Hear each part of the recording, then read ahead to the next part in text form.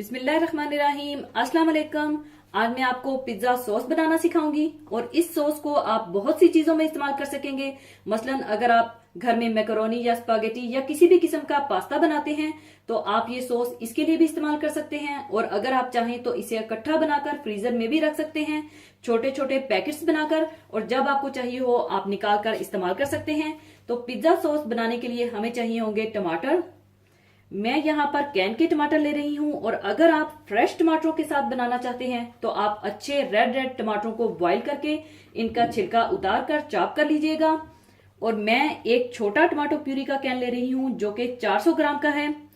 और 2 tablespoon oil, मैं यहाँ पर ऑलिव ऑयल ले रही हूँ, आप जो भी ऑयल लेना चाहें ले सकते हैं। और चॉप किया हुआ लहसुन 2 जवे, जिसमें से आधा मैं पहले इस्तेमाल करूंगी और आधा बाद में। नमक हस्बे जरूरत, कुटी हुई लाल मिर्चें ½ टी स्पून, सुर्ख मिर्च पाउडर 1/4 टीस्पून, या ये आपके टेस्ट पर है कि आप कितना स्पाइसी पसंद करते हैं, उस हिसाब से आप इसे कम या ज्यादा भी कर सकते हैं। और ½ टी स्पून थाइम और ½ टी स्पून ऑरिगेनो चाहिए होगा। सबसे पहले आप टमाटरों के कैन को थोड़ा सा ब्लेंड कर लीजिए।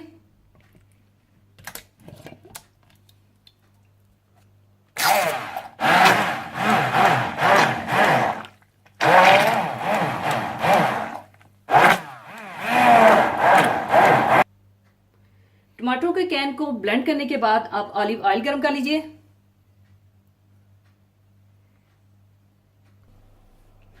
और इसमें आधा लहसुन यानी 1 जवा डालकर थोड़ा सा भून लें।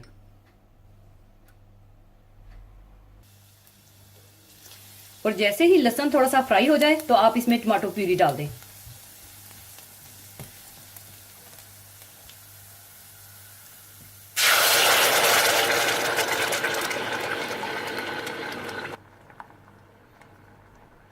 और साथ ही आप इसमें डाल दीजिए नमक, कुटी हुई लाल मिर्च और सुर्ख मिर्च पाउडर, और इसे पकाकर थोड़ा सा थिक कर लीजिए।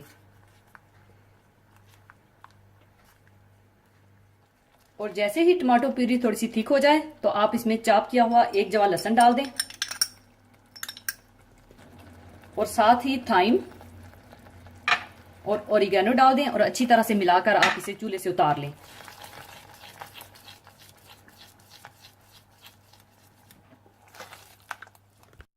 और पिज्जा सॉस तैयार है, और अब इसे मैं दूसरे बर्तन में शिफ्ट कर लूंगी।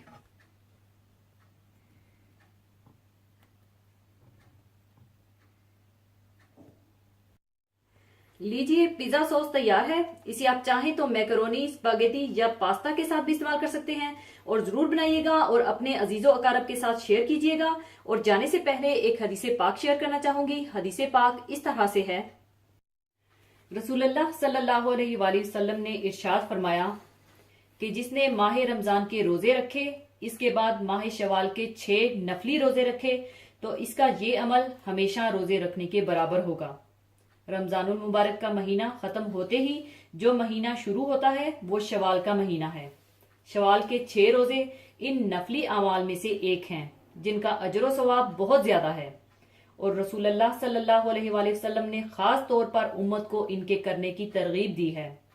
रसूलुल्लाह सल्लल्लाहु अलैहि वसल्लम ने अपनी उम्मत को बशारत दी है कि रमजान के रोजे रखने के बाद शवाल के 6 रोजे रखने वाला इस कदर अजर सवाब का हकदार होता है गोया कि उसने सारा साल रोजे रखे। अल्लाह ताला के करीमाना कानून के मुताबिक एक नेकी का सवाब कम से कम 10 गुना कानून शरीयत में मिलता है।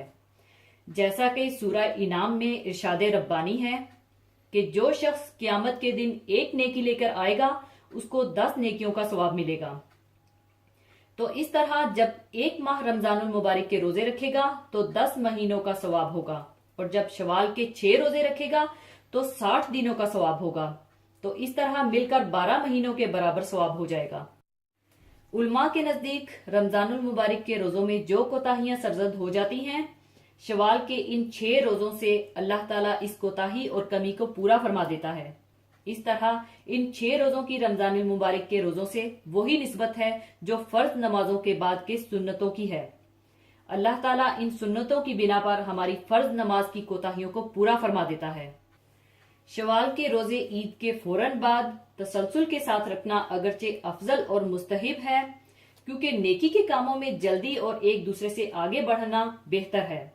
लेकिन अगर कोई शख्स इस महीने के आखिर तक वक्फा से एक एक दो दो करके रखना चाहे तो भी रख सकता है, इसमें कोई हर्ज नहीं है। अलबत्ता शवाल के महीने में ही 6 रोजे मुकम्मल करने चाहिए। इसी के साथ मैं आपसे इजाजत चाहूंगी। अपना बहुत ख्याल रखिएगा, दुआओं में याद रखिएगा। अल्लाह हाफिज।